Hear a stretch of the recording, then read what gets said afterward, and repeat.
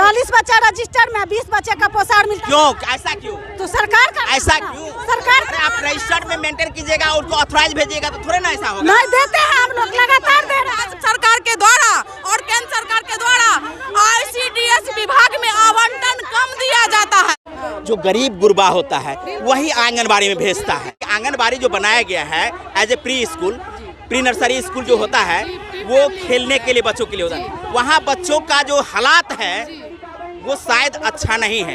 ये इसके लिए कहीं ना कहीं आप लोग भी दोषी हैं। सुनिए, हम लोग जहाँ पे चलाते हैं वहाँ पे बहुत अच्छा हालात है। नहीं, हर एक जगह का हालात सुधारिएगा। आप जिलाध्यक्ष है, ये भी जिलाध्यक्ष है, और आप लोग यदि चाहिएगा कि आपका केंद्र अच्छा रहे तो सरकार से हम लोग भी लड़ेंगे। सरकार से हम केंद्र अच्छा रहे इसके लिए ही मांग कर रहे हैं। हमको अपना सुनो, हमको अपना भवन दे, पहली बात कंपाउंड दे, सारी व्यवस्था दे, पूरा 40 बच्चे का नाश्ता और खाना दे। प्राइवेट विद्यालय में कुर्सी टेबल का व्यवस्था रहता है। आप लोग के आंगनबाड़ी में ये सब है कि नहीं? कुछ नहीं है जी। देख लीजिए, चाची से पूछना चाहते हैं, सही सही बताइएगा, आपका भी बेटा है, बच्चों को सही पढ़ाते हैं कि नहीं?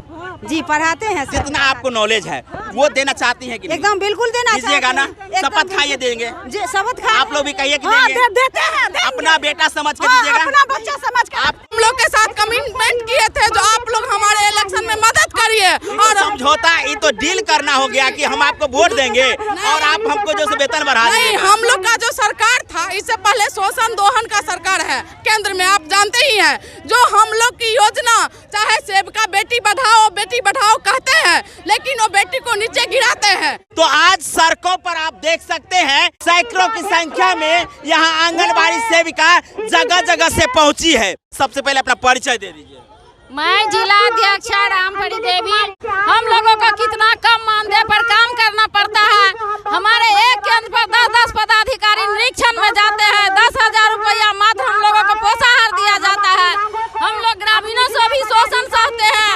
हम लोग कुपोषण का शिकार खुद हो चुके हैं, दूसरे का हम क्या कुपोषण पूरा करेंगे?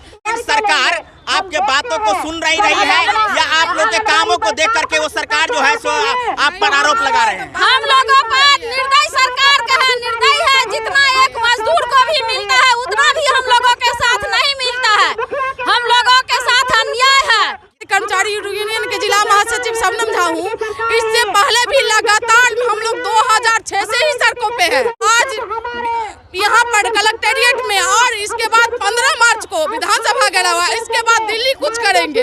यदि सरकार हमारी बात नहीं सुनती है तो हम लोग अनिश्चितकालीन हड़ताल का घोषणा करेंगे। और पहली बात है, जो ये गठबंधन की सरकार जो बिहार में है, इनको हम लोगों ने भरपूर मदद की थी और इनके द्वारा तेजस्वी यादव के द्वारा हम लोगों से वादा किया गया था जो हम लोग का मानदेय में बढ़ोतरी किया जाएगा और राजकर्मी का दर्जा दिया जाएगा। वो अपने वादा पे खड़ा नहीं उतरे, इसके लिए हम लोग सड़क पे आए हैं। आप लोग के साथ में क्या कमिटमेंट किए थे? हम लोग के साथ कमिटमेंट किए थे जो आप लोग हमारे इलेक्शन में मदद करिए। और समझौता, ये तो डील करना हो गया कि हम आपको वोट देंगे और आप हमको जो वेतन बढ़ा देंगे। नहीं, हम लोग का जो सरकार था इससे पहले शोषण दोहन का सरकार है केंद्र में, आप जानते ही हैं। जो हम लोग की योजना चाहे सेविका बेटी बढ़ाओ कहते हैं, लेकिन वो बेटी को नीचे गिराते हैं। मान लीजिए हम लोग भी तो किसी की बेटी और बहू है। यहाँ पे बेरोजगारी इतना ज्यादा बढ़ गई है जो हम लोग 5950 रुपया, 200 रुपया भी रोज नहीं होता है। न्यूनतम मजदूरी कम से कम 400 कुछ रुपया है, उतना भी हमको नहीं मिलता है। मांग करते हैं, हम लोग भी मांगते हैं सरकार। आप लोग क्या मांग कर रहे हैं? वही मांग करते हैं, सरकारी दर्जा देना चाहिए। क्या हम बहुत दिए। आप क्या मांग कर रहे हैं? वह सरकारी दर्जा मांग करते हैं कि जिस प्रकार से ये लोग आंगनबाड़ी में काम करती है, कुछ उस पर भी सवाल उठाएंगे।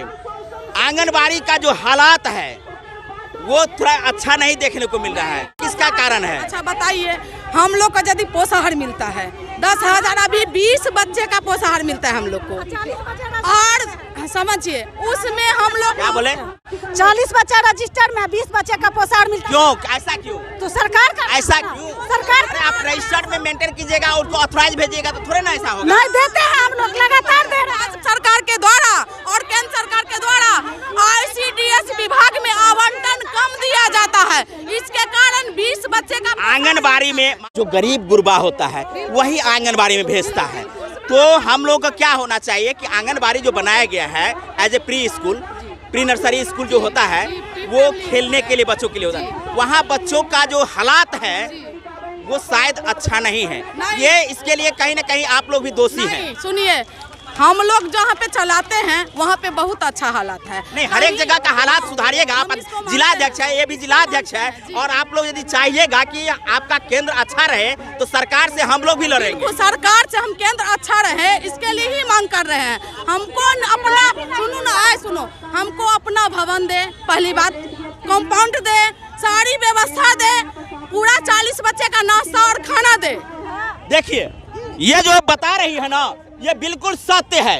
आप जाइएगा गांव में तो झुग्गी झोपड़ी वाला एगो छोटा सा जगह होता है जहां आंगनबाड़ी चलती है, टाट लगा होता है, उसी में खाना बनाना और उसी कैंपस में यानी उसी रूम में बच्चों को पढ़ाना।